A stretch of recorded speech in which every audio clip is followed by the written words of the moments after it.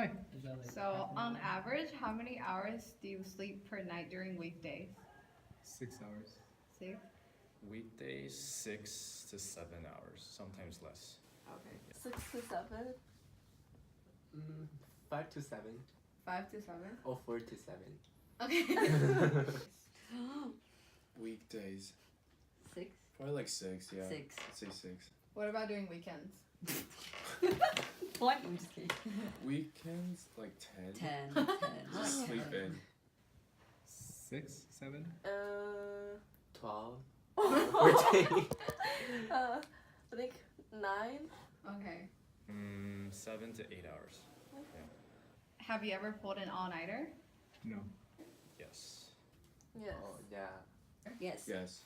How often, like, per semester, how many times do you think? Well, if I'm not in school Semester? anymore. Yeah, like, none. Not anymore.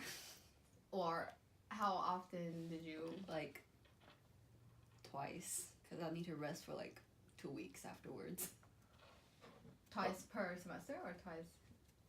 Depends on what work I have. Okay. Probably like once every month for me. Once every month? Back in the He doesn't go to days. school. This semester, twice. Okay. Yeah. Oh, none. None? I pulled none this semester. Really? Or like any semester in the past? Usually like 1 or 2. Like 3. 3 to 4. 3 to 4. Have you ever almost fallen behind the wheel? Fallen asleep behind the wheel? Yes. Yeah.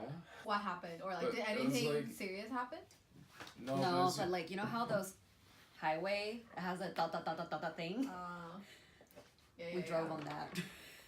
usually and then when you I wake do up. like long distance driving, Mm. to like NorCal to SoCal, That's not that bad.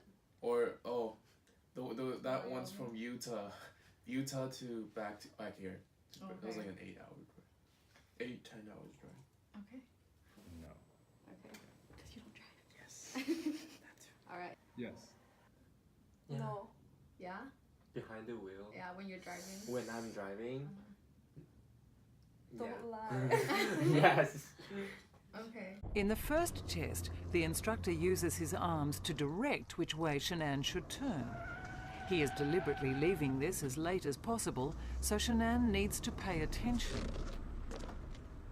I wasn't nervous at all. I thought I could drive, and this was going to be a piece of cake. On the first few runs, it actually went pretty good, so I got a little confident and relaxed, and that relaxed, I think, kind of got to me as well. It's kind of fun. What Shanann doesn't realize is the real test is to see how he deals with surprises. Oh! It moves! Dog coming out. See if we can get faster this time.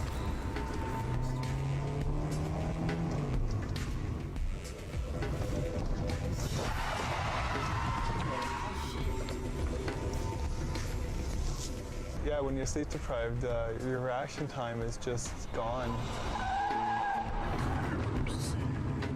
Shanann is failing every test, and in the next one, the instructor is going to do something quite unexpected.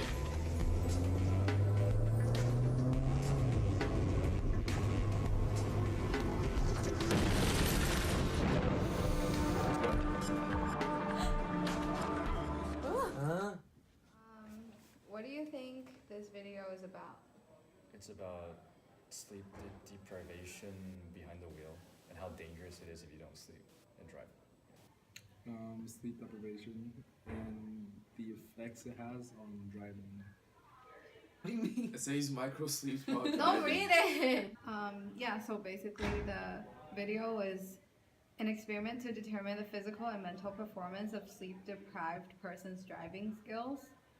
As you can see, driving sleep-deprived is very dangerous, and actually, in the video you can see him falling asleep behind the wheel like temporarily, and that's a micro sleep. Right. So it's not like full-on sleep, but then it's still very dangerous when you're like behind the wheel. A statistic is that every 30 seconds there has been a car accident caused by sleeplessness in the world. Now we're going to show you a video of our professor actually giving a talk about an experiment that was done with rats' tumor sizes. Inject like I cannot watch this. so comparing rats' tumor size between a normal sleeping rat and a sleep-deprived rat, Okay. and he'll explain a little bit about the experiment. Okay. In one of the studies that he did, he inoculated some mice with cancer cells on their back. And then he gave that cancer a 1-month period to grow. And at the end of that 1 month, he resected the skin and measured the size of that tumor mass. Half of the mice were allowed to sleep normally during that 1-month period. The other half had their sleep disrupted, not total deprivation. They just sort of played with them a little bit more during the day and during the night to restrict their sleep. So in a second, I'm going to play a video with David illustrating the results. Now would be the time to look away if you would prefer to do so. And here you can see him pointing to a mouse on a monitor with the skin resected, and you can clearly see that tumor mass there. This is in one of the mice that was allowed to sleep normally during that 1 month. I'll play the video, and he will reveal behind it another mouse. That mouse was in the sleep restriction group, and you will see the difference in the tumor mass. This is the difference. Ew. Do you think that sleep deprivation can actually make you sick? Yeah, I do. Yeah. Yeah. Yes. How so? No, because like sometimes I feel like when I don't get enough sleep, my immune system's like lowered and I like catch a cold easier. It can mess up your like immune system and so on, so that you're more prone to diseases and like tumors, for example. Maybe like immune system. Mm. Or like, so apparently the tumor got bigger, right, without sleep. We learned in class that there's an experiment done on 2 groups of young healthy subjects, and one control group got to sleep normally, and one sleep deprived group only slept 4 hours per night for 4 nights prior to both groups getting a flu vaccination. They were tested at how strong the body's immune reaction was.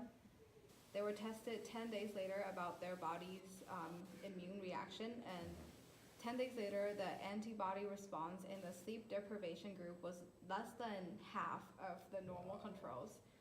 Even 20 days after getting their vaccine and they got to sleep as much as they want, the difference still remained in the body's antibody response. So it's like, you can never sleep back the sleep that you lost.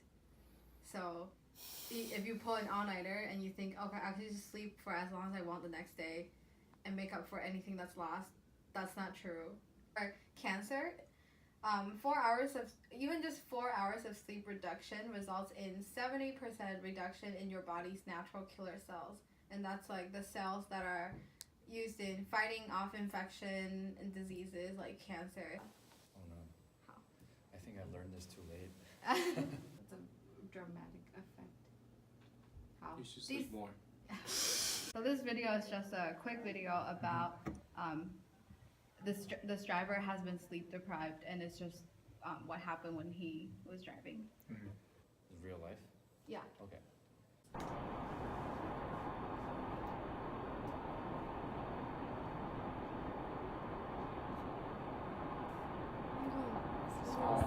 Ah!